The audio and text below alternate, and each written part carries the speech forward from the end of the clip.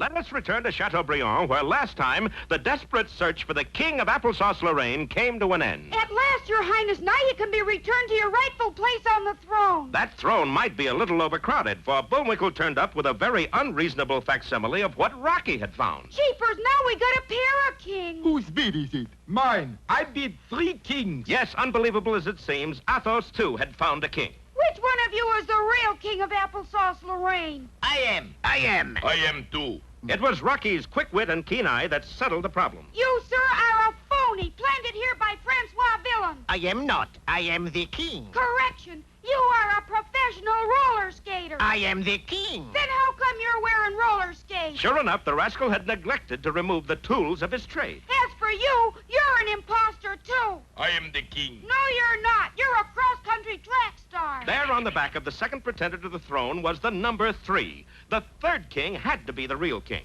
The next problem was how to escape. Now, at 12 o'clock noon each day, Chateaubriand had a changing of the guard. As the new shift marched in, the old shift marched out. And with them, posing as shiftless guards, went our heroes and the king. 5 miles from Chateaubriand, they came to a halt in front of the Outside Inn. We'll stop long enough to get a bite to eat. But there were a few surprises in store. I am most sorry, but we have sent all the food to the palace for the celebration. What celebration? The coronation. At 5 o'clock, Francois Villain is proclaiming himself king. And according to the egg timer on the wall, it was already 4:30. Quick, we must get to the castle. That would take some doing, for at that moment in walked a platoon of Francois Villain's elite guard. Innkeeper, a bottle of soda pop and 16 straws. Keep your voices down. They might not recognize us. Good idea, Rock. Why are you whispering? Well, we don't want you to know that we are taking the king here back to the castle so that he can... That did it. The fight was on, and it didn't look too good for our side. For one thing, Athos was furiously battling what he thought was a guard, but due to his poor eyesight, he was merely fighting his own image in a mirror. I almost hate to kill you, you handsome dog. It remained for Rocky and Bullwinkle to turn the tide, and turn it they did. Alley-oop, Bullwinkle! Here you go, Rock!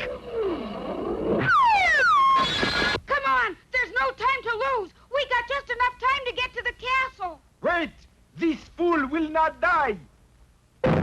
We're not quite sure how they did it, but they all arrived at the castle gate in less than a minute. It was then that Rocky noticed that while they had been running, the king had been skating. Oh, no, we got the wrong king. Meanwhile, inside the castle, the coronation ceremony was in progress. Do you, Francois Villain, take this hat with the points on it to be your lawful wedded crown? Oh, skip all this folderol and crown me. I would love to, but you must wait until I finish my speech. Athos, you run and bring back the right king while Bullwinkle and I stall the coronation as long as possible. With that, Athos took off, but as luck would have it, he passed a gum machine on which there was a large mirror. So, you have come back for more, eh? Hunger! Well, it's a terrible way to end an episode, but what are you going to do?